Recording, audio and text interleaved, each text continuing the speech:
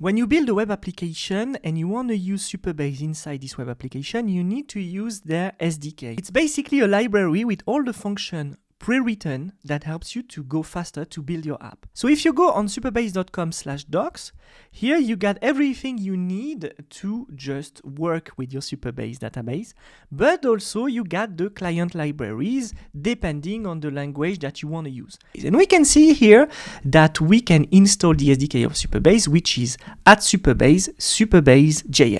I just asked Lovable to make a simple Next.js app with Supabase that can fetch the post from the database. And if we take a quick look at the code, we can see how we can implement the SDK inside your project. Here we got an example. Under lib, we got a supabase.ts where we got the function createClient from Supabase.js.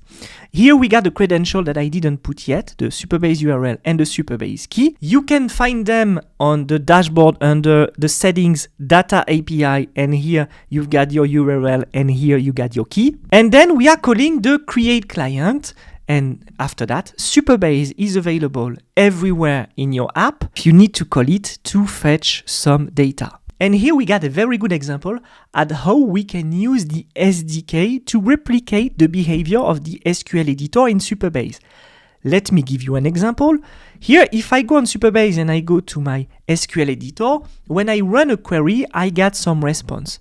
Well, the SDK here is doing the same job basically, but not in SQL, in JavaScript. So let's take a quick look at this function. Basically, we got a function fetchPost, which is asynchronous because it awaits for an answer from our Supabase client created previously. We are using try-catch because we want to catch if there is an error later. What we do, we call Supabase, and here we type from. Remember, from, it also comes in the SQL queries. And here we type the name of the table we want to fetch. Then we use the select here, and here we specify what we want to select. And if we want to order what we select, all the posts, so here we select all the posts, everything that is inside the post, every column, we can also use order. And which is very cool is that Supabase is returning to us a data object or array. Here there is an error, and if there is an error, we can see where the error is coming from. If you want to use the SDK, you are basically going to do this